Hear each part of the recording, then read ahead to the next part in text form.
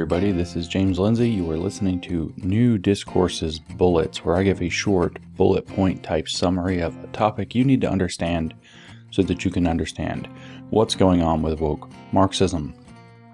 Today, I want to talk about a phrase that you have heard probably, and if you haven't, you need to hear it, and kind of explain how that works. The phrase is that data is the new oil. I know it's a little strange, but it kind of riffs off of oil is the new gold. So in other words, what does that mean? Oil is the new gold is easy to understand. Oil is extremely valuable. It's something you pull out of the ground, like gold is something extremely valuable that you pull out of the ground.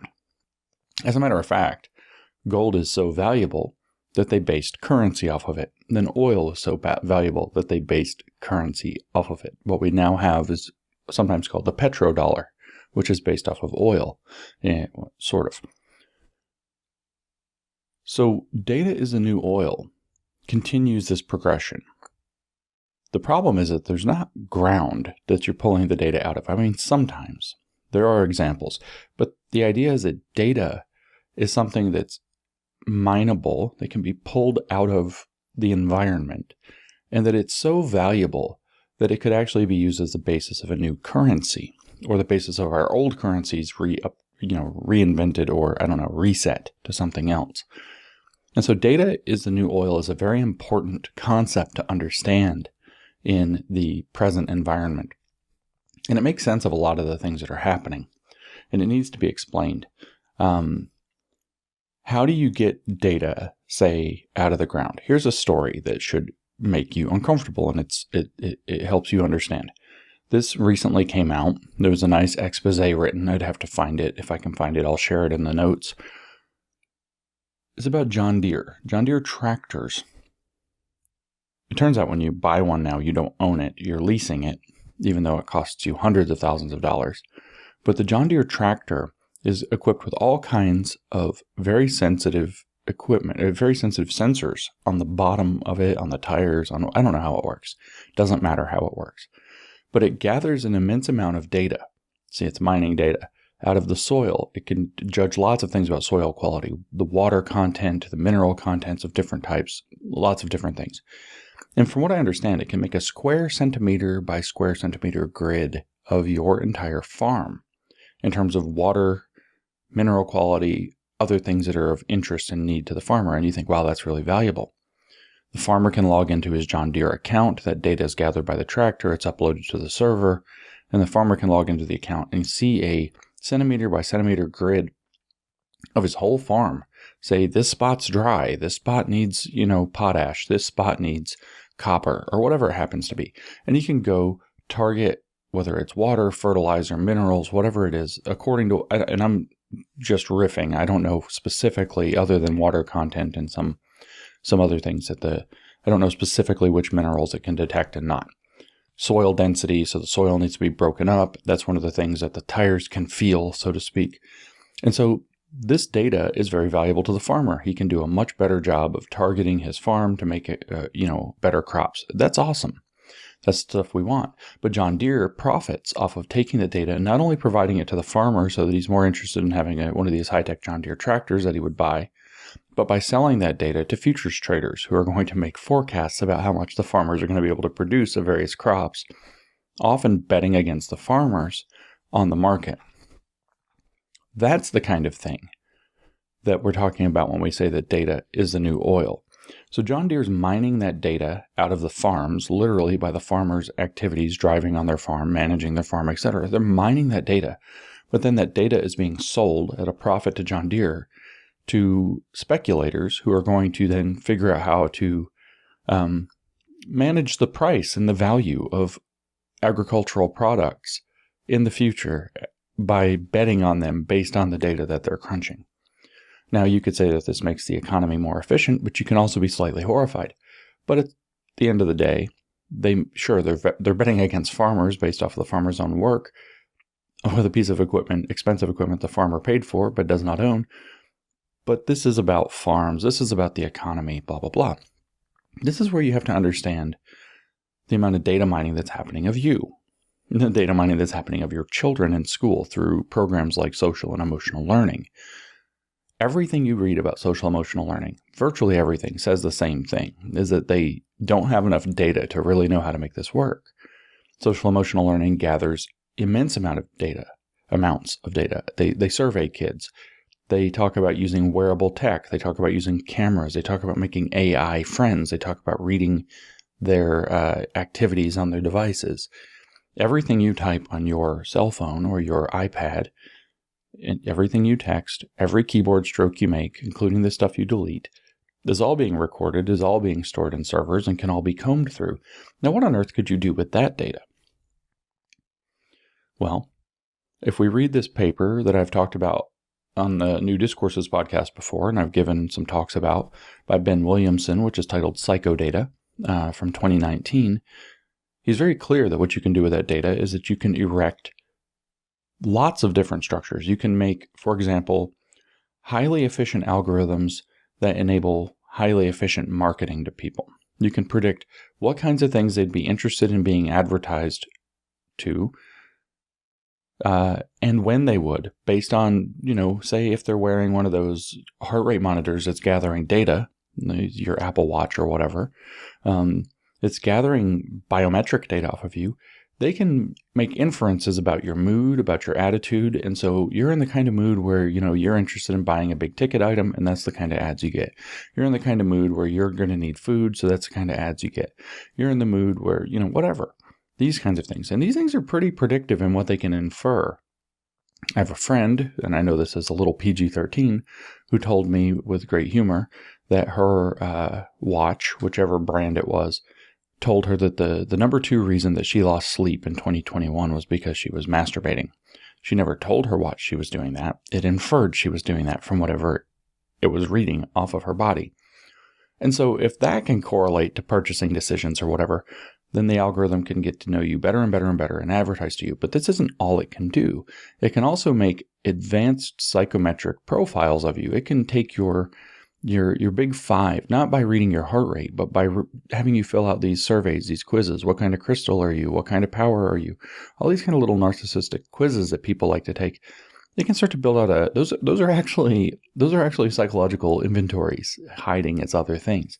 And each one is very small. They take 5 minutes, but if you fill out, say, 500 of them, you've now filled out quite the battery of psychological inventory questions. And they can make pretty good, and this is the World Economic Forum brags about this, they can make pretty good, pretty granular models of your psychology, not just involving the big 5 personality traits, the ocean model, as it's called, openness, neuroticism, conscientiousness, I can't remember all of them, extroversion. I've left one out, and I guess it's the A, whatever they stand for. They can make this, but even they say more granular than the ocean traits into other psychological profiling variables that they can define that are really useful for marketing. As Ben Williamson puts it in the Psychodata paper, as a matter of fact, what it allows them to make is both a perfectly manipulable and a perfectly forecastable economic system. And now that John Deere story seems a little creepier, except now we're not mining the farm, we're mining you and your children. Williamson points to another big concern with the data mining as well, which the psychodata, which is that it also enables for governments to turn this around. And, if they can advertise to you for a product, they can also advertise to you for political positions or political candidates. They can tailor your algorithms on your social media or your search engine feeds to provide you the information that they want you to know, making it look like you're getting the information that you want. They can actually create we've talked about echo chambers on social media. They can create the echo chamber, the informational echo chamber, the social echo chamber that bounces back to you exactly what they think you need to hear in order to believe and act the way that they want you to believe and act. Now that's scary. Maybe they can't do that today, but they will be able to do that in the future. And this is what Ben Williamson is warning about. Perfectly nudgeable consumers, perfectly forecastable economics, perfectly controllable populations. It also forms the basis of a social credit system. They have to know who you are and how you are going to behave and what the limitations on your behavior are, etc., to build a robust social credit system. Well, they need lots of data to do that. They also need data to update all these algorithms to make them effective. So it turns out that those algorithms of control, economic and social and political control, are extremely valuable. But what they need to be of any use at all, any value at all, is lots of data. And that doesn't change. They need lots of data today, but they're going to need lots of data next year. They're going to need lots of data in 10 years.